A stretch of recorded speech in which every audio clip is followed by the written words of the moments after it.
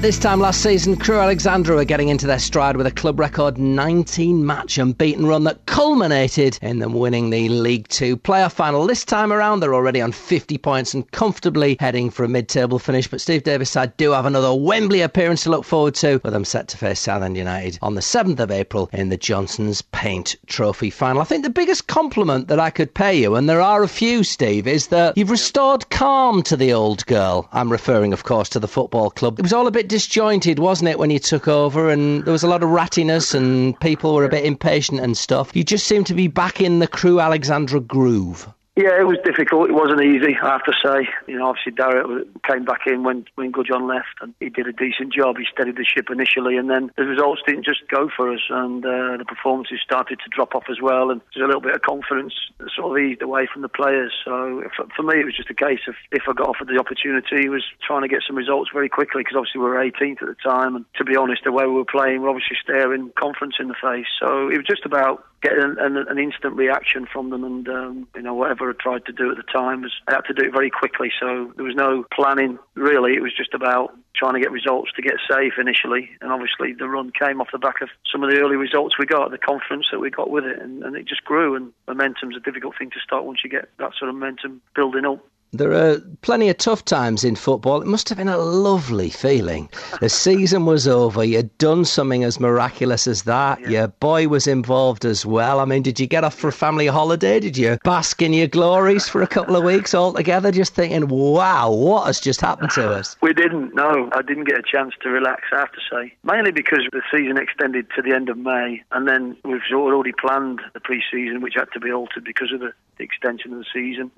Players had to be told then that we weren't going to offer contracts, and there was obviously one or two that played at Wembley that we had to then unfortunately tell that we weren't going to offer them another deal because of the promotion, and so that was difficult. That was really difficult. That was the day after the final. I was away on holiday the day after. Neil, we spoke about it. Neil initially did the talks with the players. I made contact with them when I got back, but the holiday was about bringing in new players, and the disappointment obviously of having to let some of them go that I got quite attached to and had a great working relationship with. So it was a difficult side of the job, and it came to me straight after a fantastic day at Wembley, so it was difficult, real mixed emotions. I mean, you obviously lost some key players as well, like Nick Powell and Ashley Westwood. Does that not just balance the books, but does it actually in a funny sort of way help to reinvigorate the pack? Because, although you've lost your main men, it gives an opportunity for others, and it lays down that Crewe template that you can provide a base for a footballing career at your football club. Yeah, I mean, a lot of people saw it a little bit as a worry because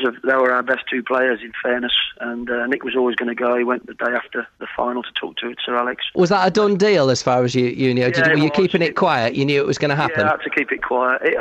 Dario said to me, it's up to you. We've agreed the deal a week before, the chairman and myself, and Dario agreed the fee. He said, look, it's up to you if you tell him or not. I didn't feel, knowing Nick's character, that it was the right thing to do to tell him till after the game. And obviously he produced the performance and the goal that he did, and it proved the right decision in the end. It could have gone either way, but after the game I went to the changing rooms, pulled into one side, said, look, we've agreed the deal with Manchester United. It's up to you to go and agree personal terms now with Sir Alex. He wants to speak to you in the morning. So it was two fantastic days for him, the Wembley and the fact he was going to meet Sir Alex. And so I knew he was going. We'd already sort of planned around, we'd got Max Clayton at the club already. We planned around the younger players. We've got Ryan Colclough emerging through. So we knew we'd got others that could maybe take his place. We weren't sure, stepping up a league, how easy or difficult that was going to be. So using Westy. Westy was a player who could control the game for us. He could pass the ball better than anybody else we got. He could slow the game down, quicken it up, rarely give the ball away. So he was always going to be a hard one to follow. And, we got Luke Murphy, who hadn't done quite as well as Westy did.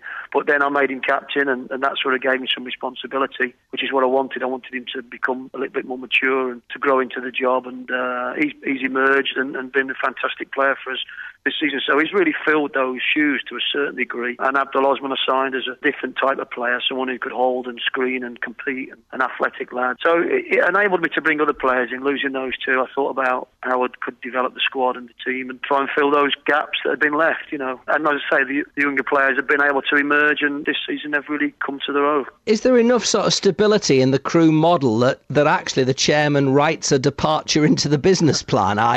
Is Dario now in the academy under pressure to produce one that will bring in a certain amount of revenue every season to keep the club ticking over? Yeah, that's always been the case. We know Dario's always looked down the age groups to see where the next £1 million player is, and still continues to do that to this day. We know in our under 10s, 11s, 12s, 13s, 14s, which of those players could potentially go for £1 million.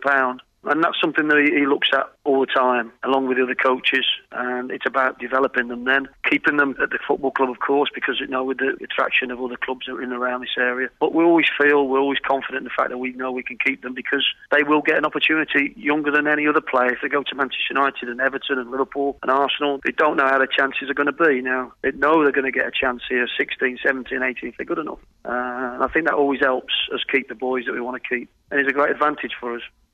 Football's like a shared knowledge thing. Managers, when they're out of work, go and do sabbaticals around the world and whatever. You must get lots of people getting in touch, wanting to come and learn from you, don't you? And do you have to be careful what intelligence you share with them? Because you have become the template for clubs working, certainly in the lower couple of divisions, and getting some occasional forays into the second tier.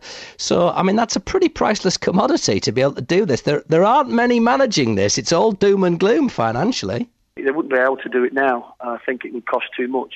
Dario got this thing rolling 29 years ago. That's where he had his foresight. And so, obviously, if you were to set that up now, an academy of this nature with young lads, there's an outlay of £500,000. That's what we lose a season through the cost of it. So if you was to set it up, you'd have to wait for 11, 9, 10, 11-year-old kids 7, 8 years. That's £500,000 a year. So it costs you £3.5, £4 million before you're going to start to see those players come through, if you've got the players there good enough. So it'd be very difficult now for any football club to begin to start the module that we've got here. All we've done is try and evolve and develop it. And like I say, we've got some fantastic coaches at the club.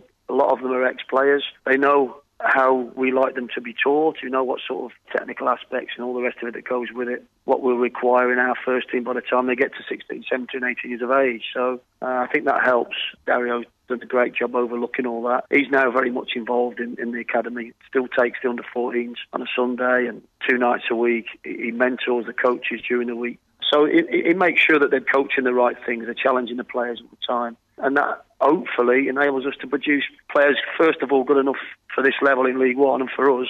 And secondly, we can sell on and they can play a lot higher. Teaching players technical skills enables them to play higher. If you don't teach them that aspect, they're never going to get there. So at least we give them that opportunity because they're technically good. They have the opportunity to play higher. If you don't teach them those sort of skills, effort and talent alone won't be enough. So it's an ongoing thing. And like I say, it's something that we're very proud of. And, it's been a great financial reward. The pressure involved, obviously, is we have to produce those £1 million players, and that's the pressure that comes with doing what we're doing. And at the moment, touch wood, I've just touched some wood. It's working very well. I've been able to carry on what Dario wanted, the ethos of what he wanted at the football club, and I'm more than happy to do that, and I enjoy it. A little bit of sugar in the bowl in the form of another trophy on the 7th of April would be great, but how do you keep the club moving forward? Have you got an ultimate level that you're aiming for with the club, or are you happy to just take little tweaks of improvement and gradually get better season by season? I think that's what we're looking for. We're looking for that little bit of improvement. I don't see Crewe at the moment being a championship club. We're not ready for that. Our team isn't good enough to play. You're being realistic, Steve. This is unbelievable. I'm not used to having honest and refreshing conversations with football folk like this. I always say it how it is. No, I'll just say we've got talented boys, and the good thing about that is you never know how good they're going to be, and they'll surprise you every day with something that they show or something they do, games that they have. The levels of performance will be right with the best they can do, and then they drop below that, and so it's a juggling game. We're trying to get the consistent amount of performances out of all of them. So until we can do that, until we can achieve a consistent level, and we've got a strong enough squad that's all around the same sort of level, we're not going to be able to get into the championship and sustain it and stay there, which is really what we want to do at the moment. We're good enough for this league. We've proven that this season. Now can we go that little bit more next season with what we've got? Maybe add 1 or 2 players to it. We've got some players emerging underneath that have also shown that they're good enough for this division and might be even better. We may lose 1 or 2 in the summer, so again, we've got to look at the gaps that will be left. So it's an ongoing thing. I always think, Dario always said to me when I took the job, he said, the players will take you wherever you go. What he's saying is the ability and strength of the players, the squad we've got, will take us to whatever level. And I strongly believe that. With the help of some players that haven't come through the youth system, if we can get a good group.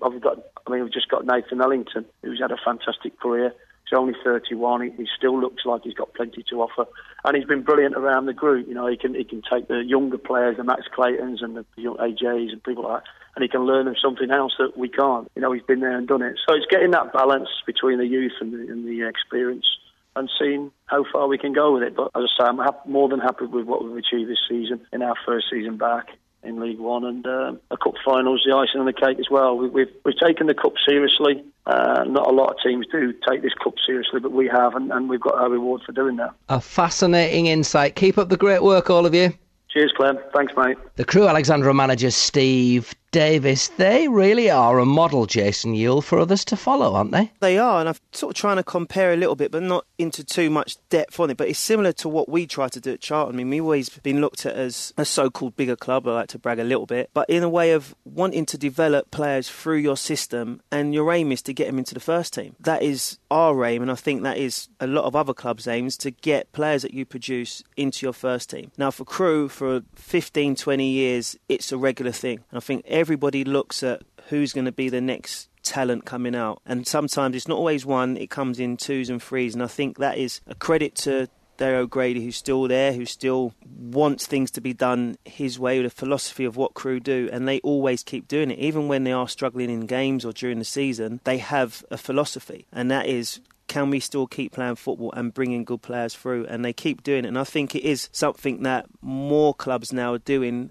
because of the financial gains that could be in that, of trying to push these kids into the first teams at a young age, if they're good enough, to basically try and get the rewards for the money. But those talent production lines can't be created overnight. You're talking about a man who's, when he first was selling talent on, he would pick up some of the cast-offs from some of the very big clubs and reinvigorate them. Now we're talking about a whole host of boys that he's known since they were 6 or 7, that came just for a little kickabout once a week, and he's honed into this talent. I mean, that's a 20-year process, and I guess that underlines why the youth structure of a football club shouldn't come under the first team manager. It should be run completely autonomously, with communication to keep the footballing principles aligned. But what shouldn't happen is when a manager goes, the youth academy is ripped to pieces. It just keeps ticking along under a proper figurehead. It's a very different role to managing the first team. No, it is. And I actually heard part of the new Southampton's manager's remit was that he would not have anything to do with the development side of things, which is, you look at Crewe, you look at Southampton, have been very good over the years with the talent that's come through, which we all know, Gareth Bale, Theo Walcott, Luke Shaw being another one now, Adam Lallana. So there is that way of just let the development people do what they do, because these players will be good enough to get into your first team given So time. therefore they should be interested, Jason, but they shouldn't go meddling with it or set the strategy in there. It's got to be run autonomously, otherwise it falls down every time you change your manager. Exactly that. So I think it's good that it's left in place, because if you've got the right people in charge, as Crewe have with Dario O'Grady, you know you're going to get good players coming through, which should only help the first team in years to come. The voice of Jason Ewell on this week's Empower Football.